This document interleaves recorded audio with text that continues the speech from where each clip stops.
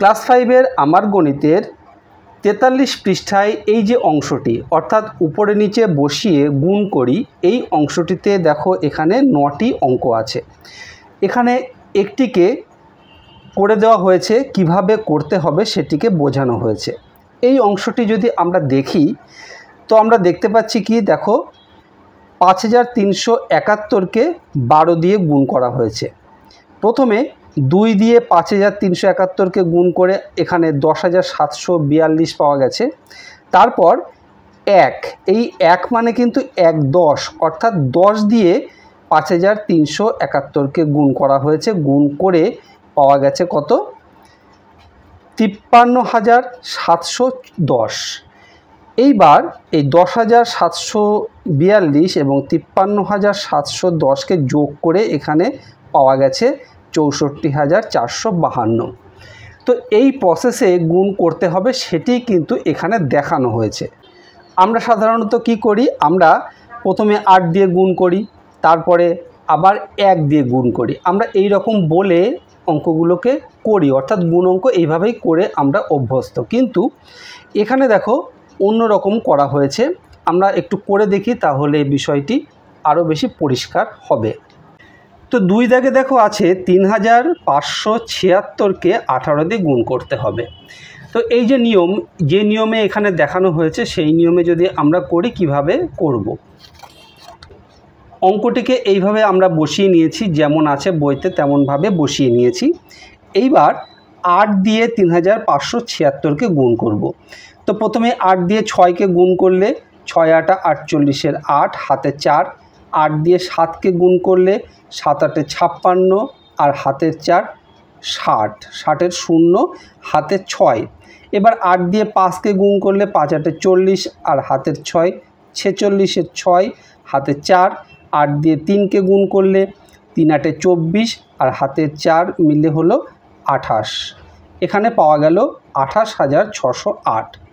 এইবার এই 1 দিয়ে গুণ করব। এই রকম আমরা বলে অভ্যস্ত এবং এই রকম করেও অভ্যস্ত। আমরা কি করতাম, এখানে একটি কাটা চিহ্ন দিতাম, দিয়ে 6 1-কে 6, 7 1-কে 7, 5 1-কে 5 করে আমরা করে দিতাম। কিন্তু এখানে সেরকম করলে হবে না। এখানে কি বলা হয়েছে দেখো, এই যে 1 10 8, 8 দিয়ে আমরা গুণ করে ফেলেছি।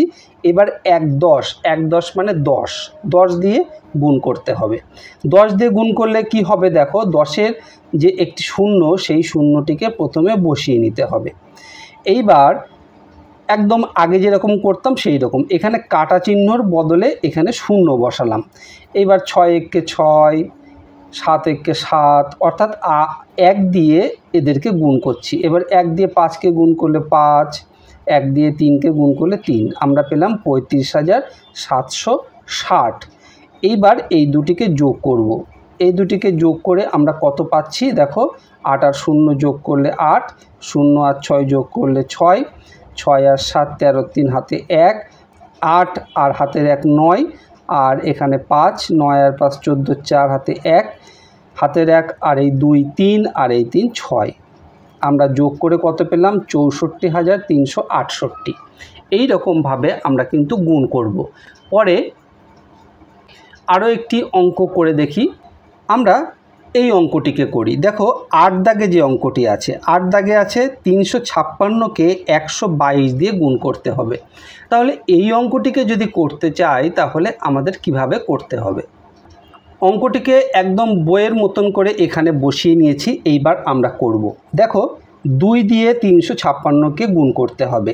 কত হবে, 6 2 12 2 হাতে 1, 5 2 10 আর হাতের 1 11 1 হাতে 1, 2 দিয়ে 3কে গুণ করলে 6 আর হাতের 1 7, 712। এইবার এই 2 দিয়ে যদি গুণ করতে চাই তাহলে এই 2 অর্থাৎ দশকের ঘরে 2, তার মানে হলো এটি 20। 20 দিয়ে গুণ করতে হবে 356কে। তো 20 যেহেতু, 20 শূন্যটিকে প্রথমেই আমরা এখানে বসিয়ে নেব, অর্থাৎ 0 দিয়ে এই 3টিকে গুণ করলে যে প্রথমে 0 থাকে, আমরা এর আগে শিখেছি যে কোনো সংখ্যার ডান দিকে যদি 0 থাকে সেইটিকে উজ্জ্ব রেখে গুণ করা যায় এবং সেই শূন্যটিকে পরে আমরা বসিয়ে দিই। তাই প্রথমে আমরা এখানে বসিয়ে নিলাম শূন্যটি।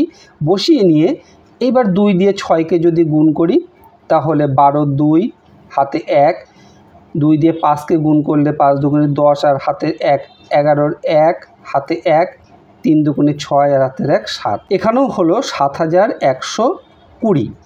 এইবার দেখো এই 1 দিয়ে 356কে গুণ করতে হবে। এই 1 মানে কত? এখানে দেখো এই 1 আছে শতকের ঘরে, শতকের ঘরে 1 মানে 100, 100 দিয়ে 356কে আমরা গুণ করব। তাহলে 1-এর ডান দিকে কটা সংখ্যা আছে? দুটো, তাই প্রথমেই আমরা দুটো শূন্য এখানে বসিয়ে নিলাম। নিয়ে এইবার 1 দিয়ে 6কে গুণ করলে 6, 1 দিয়ে 5কে গুণ করলে 5, 1 দিয়ে 3কে গুণ করলে 3। এখানে আমরা পেলাম 35,600। এইবার এই তিনটি রাশিকে আমরা যোগ করে দেব। যোগ করলে দেখো আমরা পাচ্ছি 2, 3, 7 আর 1 8 আর 6 14, 4 হাতে 1, 7 আর হাতের 1 8 আর 5 13, 3 হাতে 1, 3 আর হাতের 1 4, 43,432।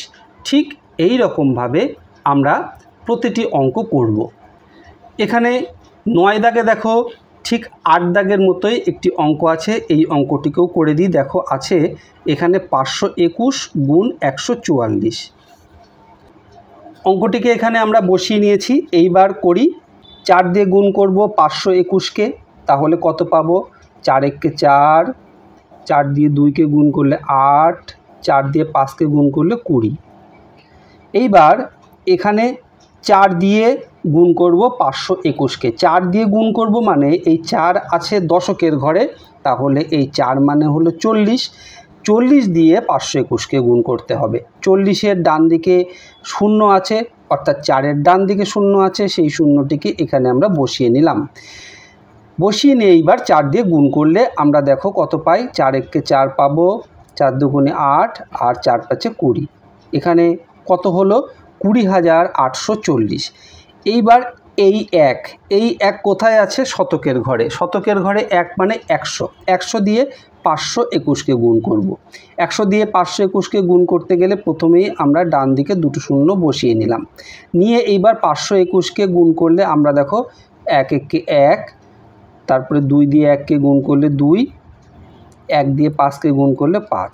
এখানে পেলাম 52,100। এইবার এই তিনটি রাশিকে আমরা যোগ করে দেব। যোগ করলে কত পাচ্ছি? দেখো এখানে 4, 8 আর 4 12, 2 হাতে 1, 8 আর হাতের 1 9, 1 এর 10 এর 0 হাতে 1, হাতের 1 আর 2 3 আর 2 5, আর এখানে 5 আর 2 7। আমরা পেলাম 75,024। তো এইভাবে প্রত্যেকটি অঙ্ক কিন্তু আমরা করতে পারবো। আশা করি তোমরা খুব মনোযোগ দিয়ে দেখেছো, তাহলে অঙ্কগুলো নিজেরাই করে নিতে পারবে। ভিডিওটি ভালো লাগলে একটি লাইক করে দিও আর তোমার বন্ধুদের মধ্যে শেয়ার করো, তাহলে তোমার বন্ধুরাও শিখতে পারবে। আর এই রকম ভিডিও আবারও পেতে চাইলে চ্যানেলটি সাবস্ক্রাইব করে রেখো। খুব ভালো থেকো, দেখা হবে পরের ভিডিওতে। ধন্যবাদ।